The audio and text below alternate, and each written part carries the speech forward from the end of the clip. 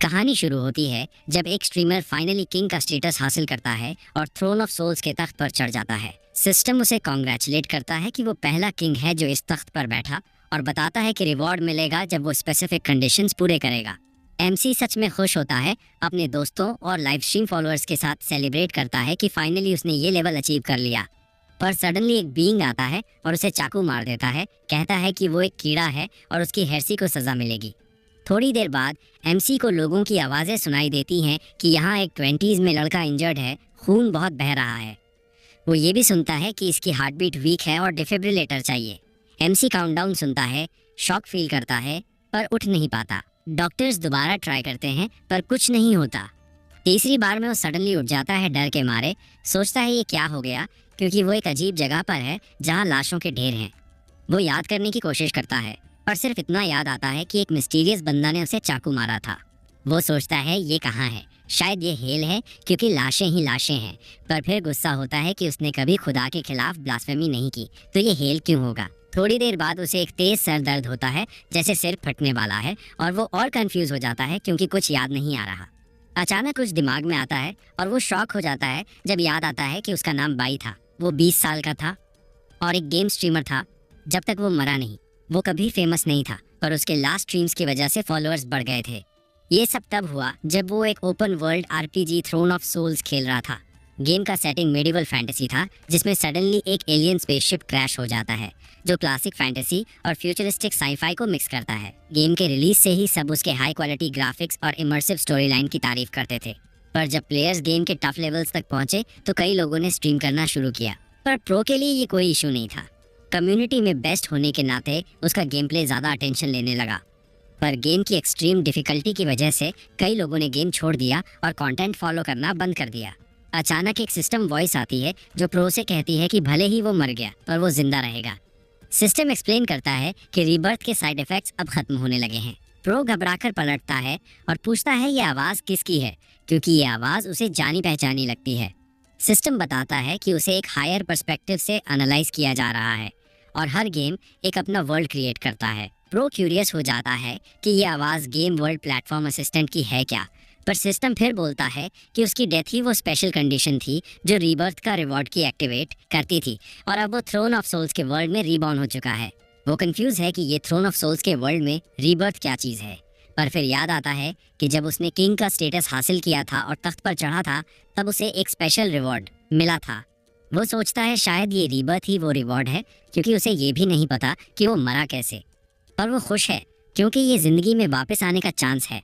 पर जल्दी ही फ्रस्ट्रेट हो जाता है और सिस्टम से पूछता है कि उसे मेमोरीज ऑफ अ समर के बिकिनी ब्यूटीज वाले वर्ल्ड में क्यों नहीं भेजा और इस थ्रोन ऑफ सोल्स के जहन्नुम में क्यों रीबर्थ करना पड़ा। बोलता है कि अच्छा होता अगर वो सच में मर जाता, कम से कम इतना सफ़र नहीं करना पड़ता। सिस्टम प्रो को समझाता है कि रीबर्थ का कि थ्रोन ऑफ सोल्स के वर्ल्ड का एक एक्सक्लूसिव रिवॉर्ड है, क्योंकि बाकी गेम्स में ऐसा कोई फीचर नहीं है। अनफॉर्चुनेटली ये सुनकर प्रो क्यूरियस हो जाता है और पूछता है कि अनफॉर्चुनेटली का क्या मतलब। लगता है सिस्टम खुद इससे खुश नहीं। उसको लगता है कि थ्रोन ऑफ सोल्स जैसा गेम किसी को भी ऐसे फ्री रीबर्थ का वैल्यूएबल रिवॉर्ड नहीं देगा, और सोचता है कि ये लोग उससे क्या चाह रहे हैं। सिस्टम कहता है बहुत सिंपल है, बस वही करो जो तुम बेस्ट करते हो, फिर से थ्रोन ऑफ सोल्स पे बैठो। अगर वो ये कर लेता है तो उससे एक और बड़ा रिवॉर्ड मिलेगा, की ऑफ टाइम ट्रैवल, जिससे वो गेम वर्ल्ड के दूसरे वर्ल्ड्स में जा सकता है या फिर अपने ओरिजिनल वर्ल्ड में भी वापस जा सकता है। प्रो शॉक्ड हो जाता है, पूछता है कि पहले ये रिवॉर्ड क्यों नहीं दिया। भाई एक्साइटेड होकर सिस्टम से कहता है कि ये रिवॉर्ड तो मस्त है, पर जो सिस्टम बोल रहा है वो इम्पॉसिबल है, क्योंकि गेम में इन्फिनिट रीबर्थ का कोई मैकेनिक ही नहीं है। After all throne of souls जैसा कॉम्प्लिकेटेड वर्ल्ड में तो सड़क का कुत्ता भी उसकी जान ले सकता है। सिस्टम जवाब देता है कि हाँ, इन्फिनिट रीबर्थ तो नहीं है, पर वो डिफेंसलेस भी नहीं रहेगा। उसका गेम वर्ल्ड प्लेटफॉर्म अकाउंट में 100 प्लैटिनम गेम्स हैं अलग अलग जॉन्स के, और वो स्पेशल मिशंस और टास्क्स कंप्लीट करके इन 100 गेम्स के प्रोटैगोनिस्ट्स के स्किल्स और आइटम्स ले सकता है और थ्रोन ऑफ सोल्स में यूज़ कर सकता है।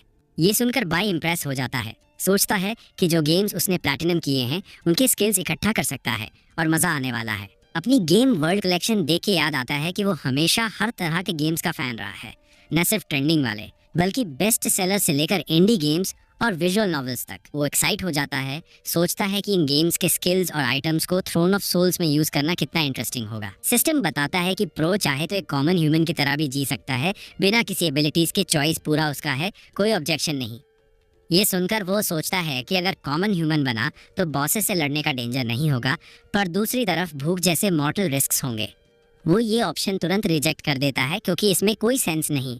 फिर सोचता है कि शायद सिस्टम कुछ प्लान कर रहा है, क्योंकि ये ऑप्शन सिर्फ इसलिए दिया गया ताकि वो किंग बनने के रास्ते पे और डिटरमाइंड हो जाए। वाई मुस्कुरा के सिस्टम से कहता है, भाई मजाक बंद करो, मैंने पहले 20 साल कॉमन ह्यूमन की तरह जी लिए, अब ये रीबर्थ का चांस छोड़ के फिर वही जिंदगी जीना जोक लगता है।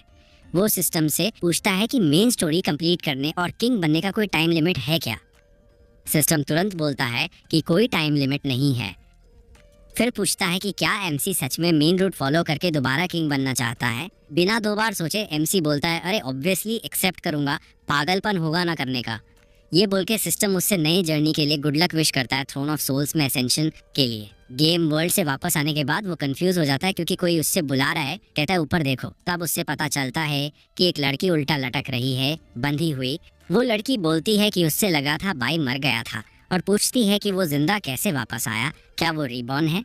ये लड़की एक मैज एल्फ है, नाम ग्लोरी, जो प्रिंसेस की गार्ड है और लेवल 21 पर है।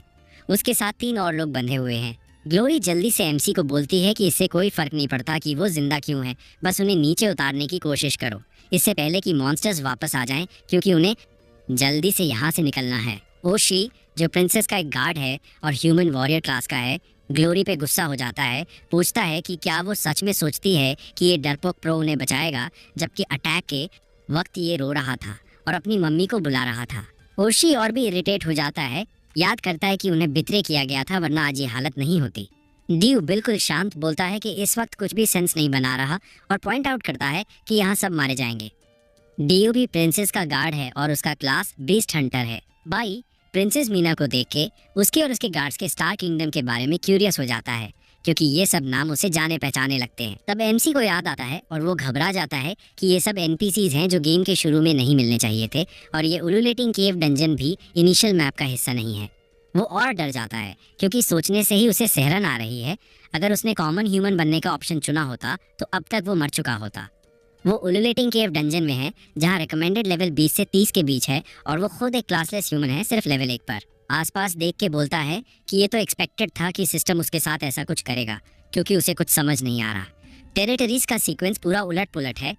उसे स्टार्टिंग टेरिटरी कैफ्रांका में रिबर्थ होना चाहिए था, जो लेवल 1 से 10 के लिए है, फिर बर्न जंगल में जाना चाहिए था, जो लेवल 10 से 20 के लिए है, और तब जाके लेवल 20 से 30 के उलूलेटिंग केव में प्रिंसेस मीना और उसके ग्रुप को बचाने के लिए, जो उल्टा लटके हैं, ताकि डंजन कंप्लीट करने के लिए काफ़ी स्ट्रेंथ गैदर हो सके।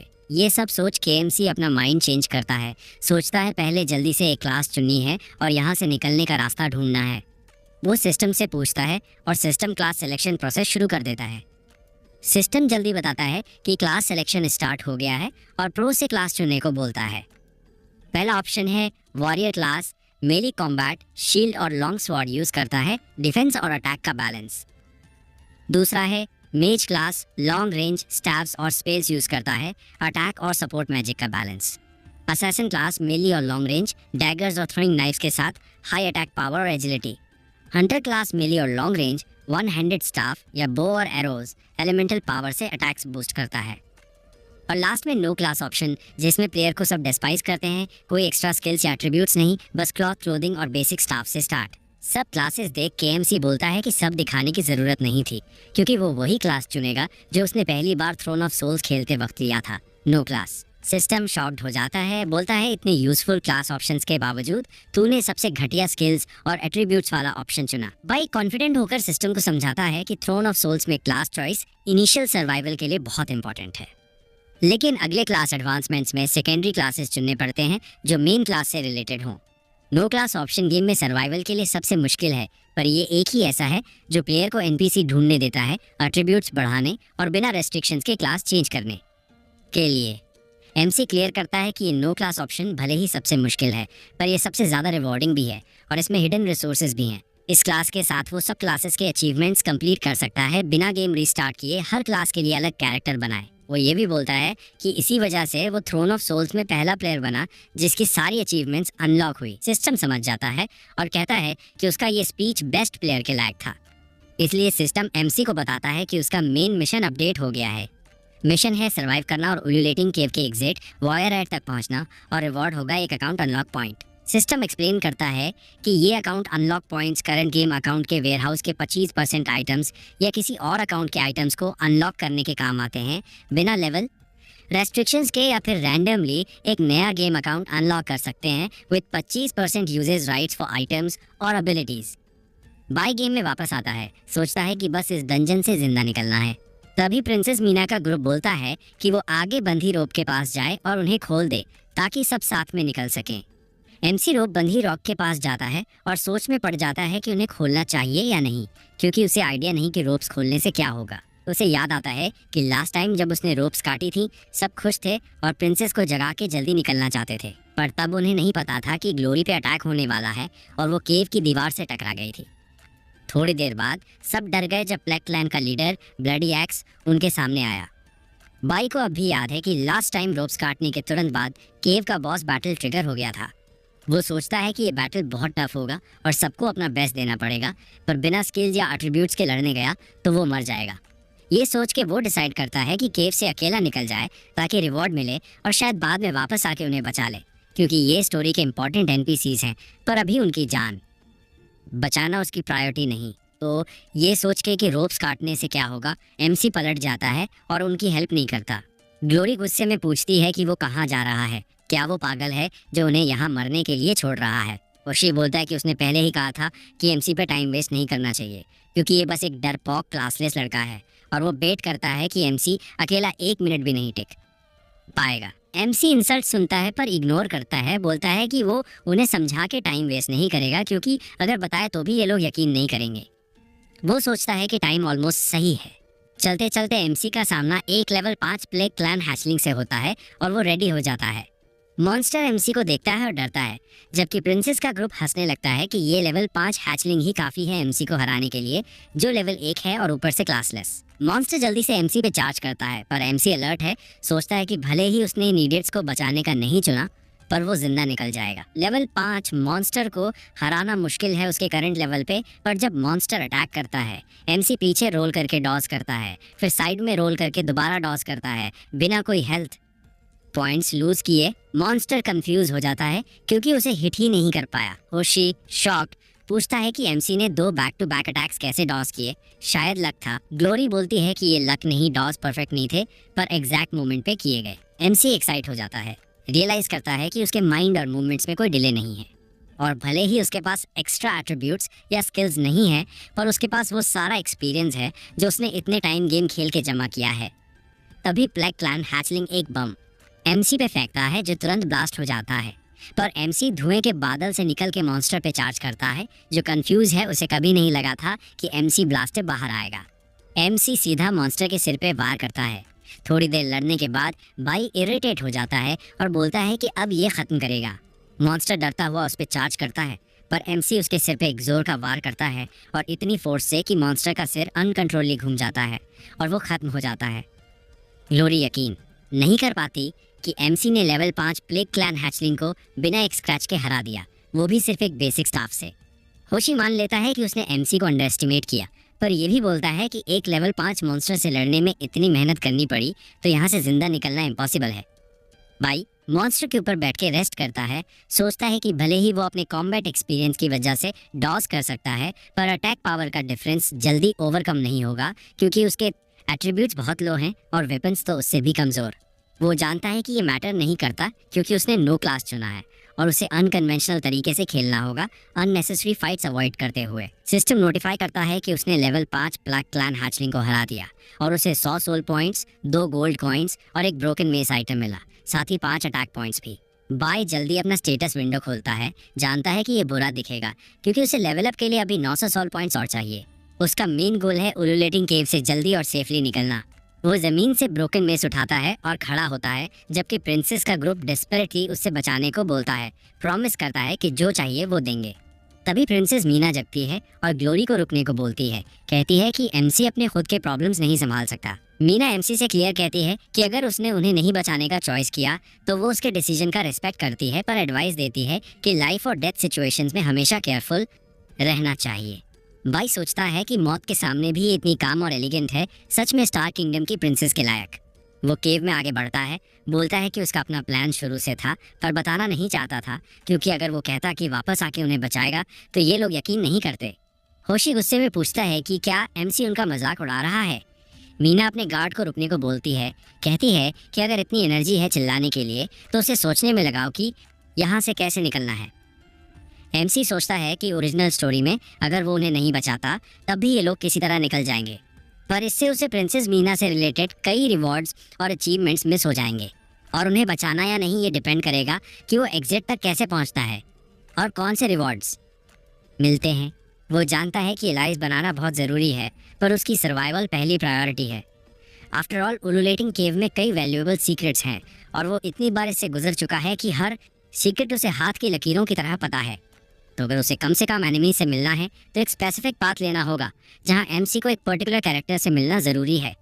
थोड़ी देर केव में चलने के बाद बाई एक जगह पहुंचता है, एक बड़े जार के पास जाता है और अंदर से कोई पूछता है कि कौन है, क्योंकि उसे प्लेग क्लैन हैचलिंग की स्मेल नहीं आ रही। वो एमसी से कहता है कि डर ना, पास आ, वो बताएगा कि वो जार में क्यों फंसा है। फिर वो बताता है कि वो केव में ट्रेजर के लिए आया था और मॉन्स्टर से बचने के लिए जार में छुप गया, पर वहीं फंस गया और कभी बाहर नहीं निकल पाया। वो एमसी से रिक्वेस्ट करता है कि प्लीज़ उसे आज़ाद करा दो। बिना दो बार सोचे एमसी जार तोड़ देता है और उसे छोड़ देता है। ये शख्स है लूची, लेवल 27 पर। वो शॉक हो जाता है कि एमसी ने सच में उसे बचा लिया। बोलता है कि उसका एक एहसान है और अगर कभी कुछ चाहिए हो तो बस बोलना, अगर उसके बस में हुआ तो वो खुशी से हेल्प करेगा। बाई डेस्परेटली लूची से हेल्प मांगता है। बताता है कि उसके दोस्त बीस्ट के हाथों पकड़े गए हैं और वो उन्हें बचाना चाहता है, पर उसके करंट लेवल पे ये इम्पॉसिबल है। लूची एमसी की रिक्वेस्ट सुन के बोलता है कि ये बहादुर तो है पर ज़्यादा स्मार्ट नहीं, और प्रॉमिस करता है कि वो हेल्प करेगा और सब ठीक हो जाएगा क्योंकि वो उसके साथ है। थोड़ी देर चलने के बाद उनका सामना एक मॉन्स्टर से होता है जो उन्हें देखते ही चार्ज करता है। ये प्लेग क्लैन का एक अडल्ट ओग्रे है, लेवल 18 का। लूची मॉन्स्टर का अटैक ब्लॉक करता है पर थोड़ी लाइफ लूज करता है और गुस्से में पूछता है कि क्या ये वही मॉन्स्टर है जिसने उसे जार में कैद किया था। वो अपनी स्वॉर्ड मॉन्स्टर के पेट में घुसाता है, उसका आधा एचपी खा जाता है। बोलता है कि जार में फंसने की वजह से वो ऑलमोस्ट मर गया था, पर बिना टाइम वेस्ट किए वो एक और वार करता है। चिल्लाता है कि अब मॉन्स्टर मरेगा। एमसी लूची को देख के इम्प्रेस हो जाता है। मॉन्स्टर को खत्म करने के बाद लूची प्लेग क्लैन मॉन्स्टर के काटे हुए सिर पे पैर रखता है। बोलता है कि अगर उसे अपनी एबिलिटीज़ पे भरोसा नहीं होता तो वो कभी ट्रेजर के लिए यहाँ आता ही नहीं। इसके बाद वो केव में आगे बढ़ते हैं और एक क्लिफ के पास पहुँचते हैं। एमसी बोलता है कि उसे अपने दोस्तों की आवाज़ें वहाँ से आ रही हैं और नहीं पता वो और कितना टाइम तक टिक पाएंगे। वो लॉर्ड लूची को वार्न करता है कि उन्हें जल्दी से बचाने का रास्ता ढूंढना होगा। लूची बोलता है कि ये काफ़ी सिंपल है। ये बोल के वो एमसी को लात मारता है और उसे एबिस में धकेल देता। कहता है कि उसके पास एक आइडिया है और वो इसे एक पल में सॉल्व कर देगा। एमसी चिल्लाता हुआ गिरता है और लूची क्लिफ के पास बैठ के माफ़ी मांगता है। बोलता है कि उसकी पुरानी आदत नहीं जाती और जब भी कोई क्लिफ के किनारे खड़ा होता है वो रेसिस्ट नहीं कर पाता। वो हंसते हुए कहता है, पर उसे यकीन है कि एमसी चाहता तो धक्का सह सकता था। भले ही उसने उसे बचाया, पर उसे पहले ही पता चल गया था कि बाई एक रिबॉर्न है। बाई नीचे से चिल्ला के पूछता है कि लूची को कैसे पता चला। लूची जवाब में एक और सवाल करता है। पूछता है कि इतनी ऊंची क्लिफ से गिर के भी वो जिंदा कैसे है। एमसी अपनी पसली पकड़ के और एचपी बहुत लो होने के बावजूद बोलता है कि अगर वो खुद कूदा होता तो ज़रूर मर जाता, पर लूची के धक्के से वो सरवाइव कर गया। पर भले ही वो मरा नहीं, एमसी शिकायत करता है कि उसके रप्चर्ड ऑर्गन्स की वजह से बहुत दर्द हो रहा है, पर वो खुश है क्योंकि उसे पता है कि नीचे कौन से आइटम्स मिल सकते हैं। सिस्टम उसे बताता है कि उसने एक ब्लड सोल बॉटल और एक शाइनिंग स्टोन का फ्रैगमेंट मिला है। लूची पलट के बोलता है कि उसने सुना था कि ये रिबॉर्न लोग अजीब होते हैं और एमसी को किक करने के बजाय उसे चाकू मार देना चाहिए था ताकि कंफर्म हो जाता कि वो मर गया। वो सोचता है कि उससे ऐसी गलती कैसे हो गई, और अब जब एमसी नीचे फंसा है तो उसके सर्वाइवल के चांसेस ज़्यादा नहीं हैं। वो बोलता है कि वो वहाँ वेट करेगा जब तक एमसी नहीं मरता। एमसी एक्सप्लेन करता है कि लूची एक कनिंग एनपीसी है जो प्लेयर्स को क्लिफ से धकेलना पसंद करता है, पर गेम में एक मैकेनिक है जो थ्रो होने पर फॉल से सर्वाइव करने देता है, और यही एक तरीका है सर्टेन लोकेशंस तक पहुंचने का, पर जल्दी ही वो क्यूरियस हो जाता है क्योंकि reborn term throne of souls में कभी मैकेनिक नहीं था और वो सोचता है कि सिस्टम इसके साथ क्या करना चाहता है।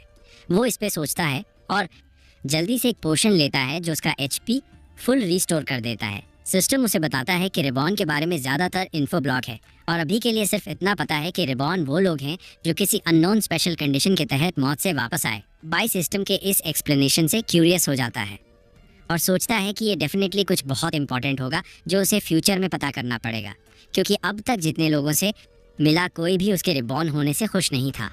वो डिसाइड करता है कि अब से इस बात को छुपाना बेहतर होगा। अपने शाइनिंग स्टोन से रास्ता रोशन करता है, सोचता है कि इसे साइड में रखना पड़ेगा क्योंकि भले ही प्लेग बीस्ट नीचे ना हो, टेरेन बहुत रग्ड है। उसे अपनी एनर्जी गैदर करनी है क्योंकि असली खतरा अब शुरू हो रहा है। ये बोलता है जब वो हाउलिंग केव के सीक्रेट एरिया लॉस्ट रूइंस के सामने खड़ा होता है जिसका लेवल अननोन है। बाय बताता है कि थ्रोन ऑफ सोल्स एक open world action adventure game है। गेम का प्लॉट कई साइड क्वेस्ट में बनता है जिसमें प्लेयर्स को अलग अलग एनपीसीज, मॉन्स्टर्स, बॉसेस, रूइंस और जगहों से क्लूज ढूंढने पड़ते हैं वर्ल्ड के सच को अनकवर करने के लिए। और चूंकि वो एक ऐसा प्लेयर है जिसने गेम पहले ही कंप्लीट कर लिया तो ऑब्वियसली उसे सब कुछ पता है। इस वर्ल्ड के दिल पास्क्वालो में एक क्रिस्टल है जिसे सॉइल ऑफ द वर्ल्ड कहते हैं, जहां सब रेसेस इस क्रिस्टल के प्रोटेक्शन और एनर्जी के तहत हार्मनी में रहते थे जब तक एक दिन एक alien spaceship unmanned advanced spacecraft इस वर्ल्ड में क्रैश नहीं हो गया।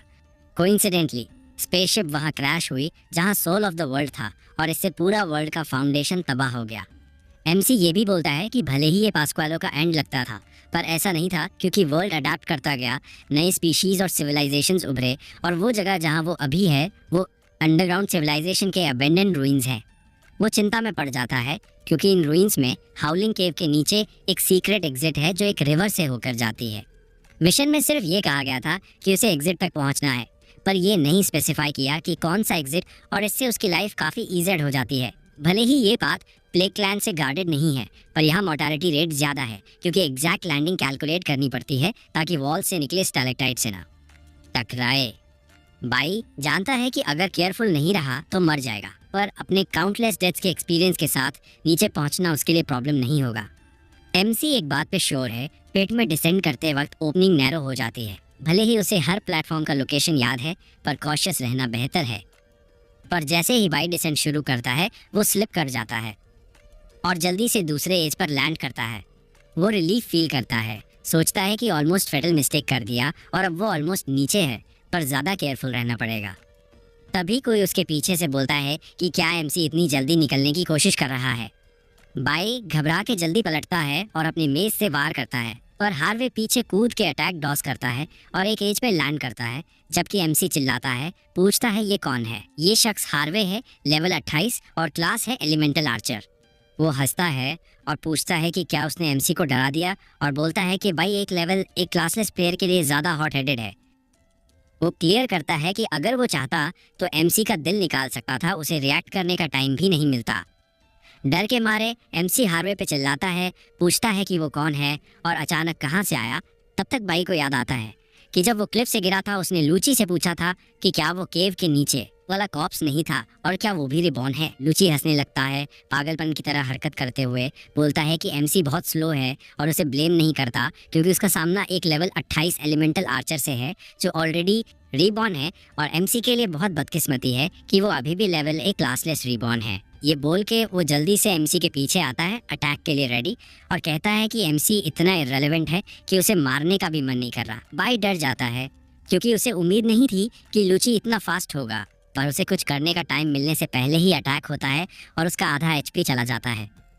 बाई घुटनों पे गिर जाता है, जोर से खांसता है और लूची से पूछता है कि वो उसे क्यों हर्ट कर रहा है जबकि उसने कुछ किया ही नहीं। वो ये भी बोलता है कि दोनों रीबॉर्न हैं तो एक दूसरे से लड़ने के बजाय हेल्प करनी चाहिए। लूची एमसी के सामने कूदता है और पूछता है कि क्या सिस्टम ने उसे वॉर्न नहीं किया कि रिबॉर्न के लिए सब जीव दुश्मन हैं, पर सबसे बड़ा दुश्मन दूसरे रिबॉर्न होते हैं। वो ये भी बोलता है कि एमसी को प्लेटफॉर्म पे इतने मास्टरी से मूव करते देख के लगा था कि उसमें कुछ स्पेशल है, पर वो गलत था क्योंकि एमसी को तो बेसिक्स भी नहीं पता और वो रीबर्थ का चांस वेस्ट कर रहा है। बाई गुस्से में आता है और मुश्किल से एक अटैक करता है। लूची से बोलता है कि उसके झूठ पे कभी यकीन नहीं करेगा, पर लूची एमसी का मेज 2 टुकड़ों में काट देता है। एक खतरनाक हंसी के साथ, और बोलता है कि लेवल 1 का ये बच्चा कभी नहीं समझेगा और अब वो और टाइम वेस्ट नहीं करेगा। इसके बदले में कि उसने यहाँ तक का रास्ता दिखाया, वो उसे नहीं मारेगा। लुची फिर पीछे कूदता है, एमसी को अलविदा कहता है और बोलता है कि उसका जीना या मरना सिर्फ उस पर डिपेंड करता है और अगर वो सरवाइव कर गया तो बदला लेने आ सकता है। इस वक्त बाई मुश्किल से सांस ले पा रहा है और सिस्टम से पूछता है कि ये क्या हो रहा है और रीबॉर्न के बारे में वर्ल्ड और क्या छुपा रहा है। सिस्टम जल्दी जवाब देता है कि वो कुछ नहीं छुपा रहा और बताता है कि ब्लॉक्ड इन्फो को एफर्ट से अनलॉक करना पड़ता है। रीसेंट इवेंट्स की वजह से 3 नई इन्फो रीबॉर्न के बारे में रिवील हुई हैं। पहली ये कि रीबॉर्न को इस वर्ल्ड में एक्सट्रीम ईविल माना जाता है और सभी रेस उन्हें हेट करेंगी, वजह अभी लॉक्ड है। रीबॉर्न में ज़्यादा क्रूएल्टी और ब्लड लस्ट होता है, इसका भी रीज़न लॉक्ड है। और जब प्लेयर अपनी जर्नी शुरू करता है तो दूसरे रीबॉर्न को मार के बहुत सोल पॉइंट्स और एक्सपीरियंस पॉइंट्स मिल सकते हैं, साथ ही ब्लड सोल पॉइंट्स भी जो नए अकाउंट्स अनलॉक करने के लिए यूज़ होते हैं।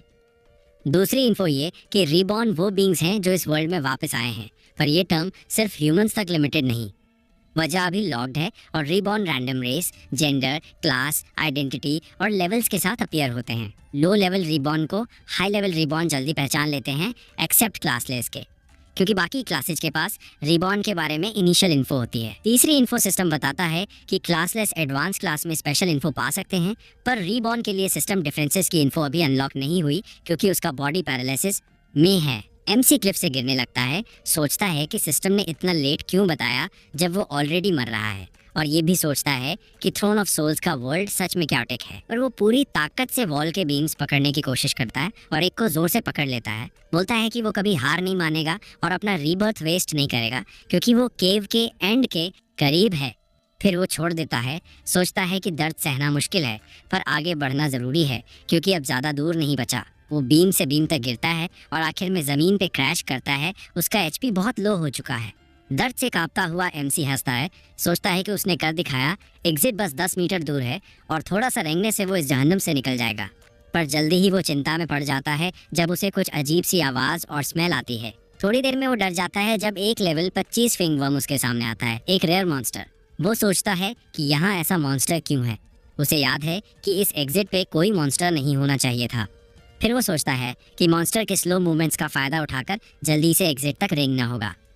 पर फेंगवर्म एकदम से कई छोटे खतरनाक मॉन्स्टर्स में टूट जाता है जो एमसी को घेरने लगते हैं, जिससे वो और डर जाता है क्योंकि उसे उम्मीद नहीं थी कि मॉन्स्टर इतनी जल्दी अपनी सेकंड स्टेज फॉर्म में आ जाएगा, और ये मॉन्स्टर वहाँ होना ही नहीं चाहिए था, खासकर इस फॉर्म में।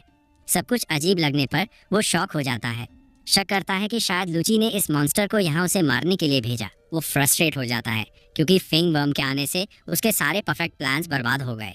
वो सोचता है कि अगर ऐसे ही चलता रहा तो वो सच में मर जाएगा, पर मॉन्स्टर टाइम वेस्ट नहीं करता और एमसी को खाने के लिए कूदता है। बाई साइड में कूदता है, एक एसिड रिवर में गिर जाता है। सोचता है कि उसने पहले भी अनेक लड़ाइयाँ लड़ी हैं और उसे अंडर एस्टिमेट नहीं करना चाहिए क्योंकि वो इतनी आसानी से नहीं पकड़ा जाएगा। वो दर्द से चिल्लाता है, रियलाइज करता है कि अंडरग्राउंड रिवर अब एसिड रिवर बन चुका है। सालों के पोल्यूशन की वजह से ये किसी भी जीव को पिघला सकता है। दर्द मौत से भी बुरा है। वो बोलता है कि उसकी जीने की इच्छा को कम मत समझो। भले ही एसिड रिवर उसे हड्डियों तक करोड कर रहा है, पर थोड़ी सी टिश्यू अभी भी बची है उसे प्रोटेक्ट करने के लिए। पर फेंगवर्म्स के लिए जो कम्प्लीटली एक्सपोज्ड हैं, ये रिवर का पानी लीथल है।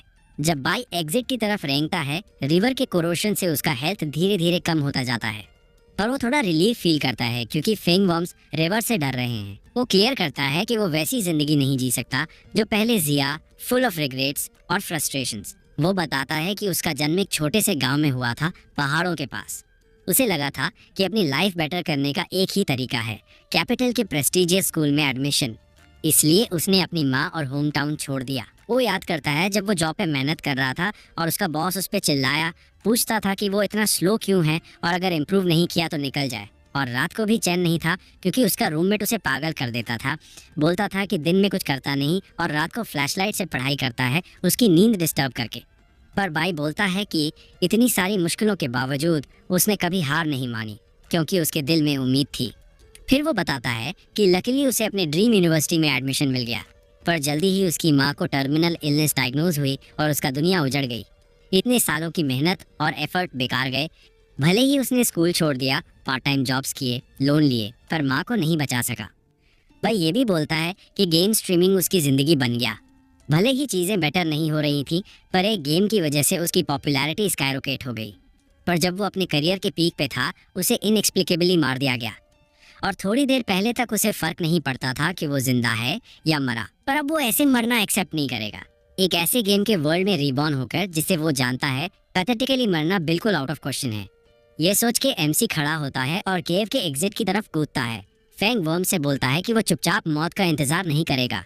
वो क्लियर करता है कि इस वर्ल्ड का किंग बनने के लिए वो यहाँ नहीं मरेगा। ये बोलते हुए कुछ मॉन्स्टर्स उसके बॉडी पे काटते हैं, जिससे उसका हेल्थ सिर्फ 3% रह जाता है। पर वो एग्जिट तक पहुंच जाता है। तुरंत सिस्टम उसे नोटिफाई करता है कि उसने हाउलिंग केव से सक्सेसफुली एस्केप कर लिया। इसके लिए उसे एक अकाउंट अनलॉक पॉइंट मिला और सिस्टम एमसी से पूछता है कि वो नीचे दिए ऑप्शंस में से क्या चूज करेगा। पहला ऑप्शन, उसके पुराने अकाउंट के आइटम्स 25% ओरिजिनल एट्रीब्यूट्स के साथ करंट अकाउंट स्टोरेज में अनलॉक होंगे, जो रैंडम हो सकते हैं और बिना लेवल रिस्ट्रिक्शंस के। दूसरा ऑप्शन, एक नए अकाउंट के 25% रिसोर्सेज अनलॉक होंगे, एक आइटम और एक स्किल के साथ। मॉन्स्टर्स के खाते हुए सिस्टम बताता है कि एमसी ने पहला ऑप्शन चुना और उसके स्टोरेज के 25% आइटम्स अनलॉक हो गए हैं, जो तुरंत आ जाएंगे। इसके बाद एमसी के अंदर से एक इंटेंस एनर्जी निकलती है, जो उसके बॉडी पे लगे मॉन्स्टर्स को खत्म कर देती है। अपनी इन्वेंट्री के आइटम्स के साथ वो तुरंत essence of sacred blood use करता है, जो उसका 100% हेल्थ रिस्टोर करता है और वर्सटिलिटी पॉइंट्स 30 से बढ़ा देता है। बाइबी ब्लड शैडो सेट इक्विप करता है, जो एक प्रोफेशनल असैसिन सेट है और एजिलिटी और इंटेलिजेंस को बहुत बूस्ट करता है। इसका स्पेशल इफेक्ट है शैडो थ्रस्ट। आखिर में वो स्कारलेट असैसिन डैगर इक्विप करता है, एक डुअल डैगर जो असैसिन्स के लिए बेस्ट वेपन है, हाई अटैक स्पीड और लीथैलिटी देता है और इक्विप करने पर स्कारलेट फायरवर्क्स एबिलिटी अनलॉक होती है। इस वक्त एक बड़ा धमाका होता है और कई अटैक्स फिंग वर्म्स पे लगते हैं। एमसी बोलता है कि उसने कहा था कि उसे हराना आसान नहीं होगा, क्योंकि वो आखिरी मोमेंट तक टिका रहा और एक फ्यूचर किंग को ऐसे ही होना चाहिए। ये बोलते हुए वो एक ज़बरदस्त पावर रिलीज करता है, जिससे उसके बॉडी से बिजली निकलती है। पर मॉन्स्टर्स नहीं रुकते और एमसी पे चार्ज करते हैं, जो तुरंत काउंटर अटैक करता है। अनेक स्लैशेस देके कई फैंगवर्म्स को आसानी से ख़त्म कर देता है। बाई खुश हो जाता है, रियलाइज़ करता है कि पुराने अकाउंट के आइटम्स रिट्रीव करना सही डिसीजन था। भले ही सिर्फ 25% ओरिजिनल एट्रीब्यूट्स थे, पर ये इनिशियल स्टेजेस के लिए काफ़ी था, क्योंकि वो अपनी इन्वेंट्री में सिर्फ बेस्ट आइटम्स रखता है। एमसी कॉन्फिडेंट हो जाता है, बोलता है कि अब से उसकी असली कहानी शुरू होगी। पर वो नोटिस नहीं करता कि फैंगवर्म्स फिर से मर्ज हो रहे हैं, एक बड़ा मॉन्स्टर बनाते हुए जो एमसी को खाने के लिए रेडी है। वो बस फ्रस्ट्रेट हो जाता है, मॉन्स्टर से पूछता है कि इतना क्यों चिल्ला रहा है। इस वक्त सिस्टम उसे बताता है कि सीक्रेट मिशन अपडेट हो गया है, उसे फेंग वर्म को मारना है और अगर सक्सेसफुल हुआ तो 3 सोल पॉइंट्स रिवॉर्ड में मिलेंगे। वो अपने डैगर्स हवा में उछालता है, सिस्टम के नोटिफिकेशन से एक्साइट हो जाता है, फिर उन्हें पकड़ता है और तैयार होता है, क्योंकि ये वही रिवॉर्ड था जिसका वो एम कर रहा था। ये बोल के वो अपनी स्कारलेट फायरवर्क्स एबिलिटी यूज करता है। मॉन्स्टर से पूछता है कि क्या वो उसका पहला शिकार बनने को रेडी है। फिर वो पूरी ताकत से मॉन्स्टर पे चार्ज करता है, चिल्लाता है कि अब उनके बीच असली बैटल शुरू होने वाली है। मॉन्स्टर के पास जाते हुए प्रोटैगनिस्ट चिल्लाता है कि अब मर जा। मॉन्स्टर के अटैक को डॉज करते हुए वो बोलता है कि उसे इसके अटैक पैटर्न्स पहले से पता है, बस इतना फास्ट होना है कि वो इन्हें अवॉइड कर सके। फिर वो अपना डैगर मॉन्स्टर में घुसाता है, सुप्रीम पेन एबिलिटी से पूरा काट देता है, क्लियर करता है कि मॉन्स्टर ने जो दर्द दिया वो उसे डबल करके लौटाएगा। अगले पल वो स्कारलेट बर्न यूज करता है, जिससे मॉन्स्टर दर्द से चिल्ला उठता है। सिस्टम बताता है कि स्कारलेट बर्न एबिलिटी एक डीबफ है जो स्कारलेट फायरवर्क से लगता है और स्कारलेट फ्लेम्स वुंड को जलाते हैं, 15 सेकंड तक डैमेज देते हैं। दूसरी तरफ सुप्रीम पेन एबिलिटी एक असैसिन कॉम्बैट स्किल का डीबफ है, जिसमें कट इतना गहरा होता है कि हड्डी तक जाता है, सुप्रीम पेन देता है। इन दोनों एबिलिटीज के कॉम्बो की वजह से मॉन्स्टर दर्द से चिल्लाता रहता है। प्रोटैगनिस्ट फिर से तैयार होता है और मॉन्स्टर से पूछता है कि बहुत दर्द हो रहा है क्या, शायद वो इससे थोड़ा कम कर सके। फिर वो अपनी शैडो असैसिनेशन एबिलिटी यूज करता है और उसके कई क्लोन्स मॉन्स्टर के आसपास अपीयर होते हैं। सिस्टम एक्सप्लेन करता है कि शैडो असैसिनेशन एक असैसिन एग्जीक्यूशन स्किल है, जिसमें यूजर का बॉडी कई शैडो क्लोन्स में डिवाइड हो जाता है जो टारगेट पे अटैक करते हैं। साथ ही ये शैडो क्लोन्स 5 सेकंड तक सभी फिजिकल और मैजिकल अटैक से इम्यून होते हैं। इसके साथ प्रोटैगनिस्ट जाइंट वर्म पे चार्ज करता है, अपने क्लोन्स के साथ अनेक वार करता है और आखिर में टूथ वर्म को हरा देता है। सिस्टम बताता है कि प्रोटैगनिस्ट ने एलीट टूथ वर्म को सक्सेसफुली हरा दिया और साइड मिशन कंप्लीट किया, जिसके लिए ट्रिपल रिवॉर्ड मिला, टोटल 18,000 सोल पॉइंट्स। तुरंत बाद मॉन्स्टर का सोल प्रोटैगनिस्ट की तरफ बढ़ता है। इससे एक नया अचीवमेंट अनलॉक होता है, जिसमें एक सॉफ्ट लाइट ब्लेजिंग फ्लेम से ज़्यादा जलाती है। मॉन्स्टर का सोल प्रोटैगनिस्ट के बॉडी में एंटर करता है, जिससे वो लेवल 8 पर पहुंच जाता है। वो बैटल के रिजल्ट से थ्रिल्ड है क्योंकि वो एक झटके में लेवल 8 तक पहुंच गया। बाई बताता है कि थ्रोन ऑफ सोल्स में लेवल अप करना बहुत मुश्किल है और एक बार उसने अपने लाइव स्ट्रीम में हर स्टेज के लेवल अप के लिए चाहिए सोल पॉइंट्स का समरी दिया था, जो उसके ऑडियंस को बहुत पसंद आया। फिर सिस्टम उससे बताता है कि उसे 108 गोल्ड कॉइन्स और 2 यूनिट्स डर्टी क्रिस्टल बॉटल मिले, जो 30% लाइफ पॉइंट्स रिस्टोर करता है। इसके अलावा प्रोटैगनिस्ट को प्रेयर पियर्सिंग ऑफ सफरिंग मिला, एक डिफेंसिव प्रेयर जिसमें घुटने टेक कर प्रेयर करने से 3 मीटर रेडियस में सभी टारगेट्स को एक शार्प ब्लेड पियर्स करता है, जो 3 बार यूज हो सकता है। अपने स्टेटस को देख के बाई बोलता है कि ये प्रेयर सच में बहुत अच्छा है। पहले उसने इसे पाने के लिए बहुत ट्राई किया था, पर अब पहली बार में ही मिल गया। वो सोचता है कि चूंकि वो असैसिन का पाथ फॉलो कर रहा है, भले ही आइटम बोनसेस और मैक्स लेवल पे हो, अभी एजिलिटी सबसे इंपॉर्टेंट एट्रीब्यूट है।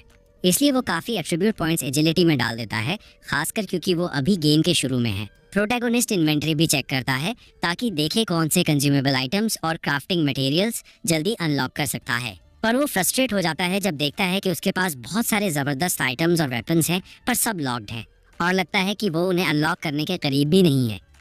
फिर भी कम से कम उसने असैसिन सेट के साथ 2 और इनक्रेडिबल आइटम्स अनलॉक किए। ब्लड आर्मर्ड ड्रैगन सेट, एक बर्सर्कर सेट जो कम से कम 80 स्ट्रेंथ के बिना यूज़ नहीं हो सकता, और हैवी आर्मर जो कॉमन लोग कंट्रोल नहीं कर सकते। साथ में ड्रैगन स्पाइन स्वॉर्ड, एक 2 हाथ का स्वॉर्ड जो ड्रैगन की स्किन को भी पियर्स कर सकता है, ड्रैगन की स्पाइन से बना है।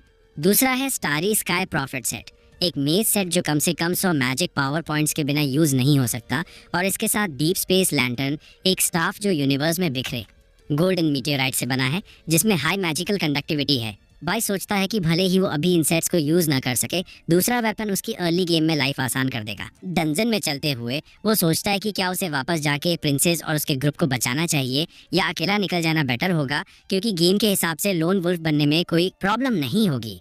पर अब जब वो रीबॉर्न बन चुका है, उसे यकीन नहीं कि ये कैसे काम करेगा। वो जानना चाहता है कि रीबॉर्न के आने से ओरिजिनल गेम कितना चेंज हुआ है और क्या रीबॉर्न के बारे में और भी चीज़ें हैं जो उसे अभी तक नहीं पता। बाई सोचता है कि जब तक इन सवालों के जवाब नहीं मिलते, अकेला इधर उधर भटकना रिस्की है और बेस्ट चॉइस यही होगा कि प्रिंसेस मीना के ग्रुप के साथ रहा जाए, क्योंकि ओरिजिनल स्टोरी में अगर प्रिंसेस मीना और उसके ग्रुप को बचाया तो वो फ्यूचर में उसके हेल्पर्स बन सकते हैं। वो ये भी दिमाग में रखता है कि अगर ओरिजिनल स्टोरी फॉलो ना भी हुई और वो लोग उसे मारने की कोशिश करें, तो अभी के वक्त में वो अपना बचाव कर सकता है। ये सोच के वो जल्दी से उन्हें बचाने के लिए दौड़ता है।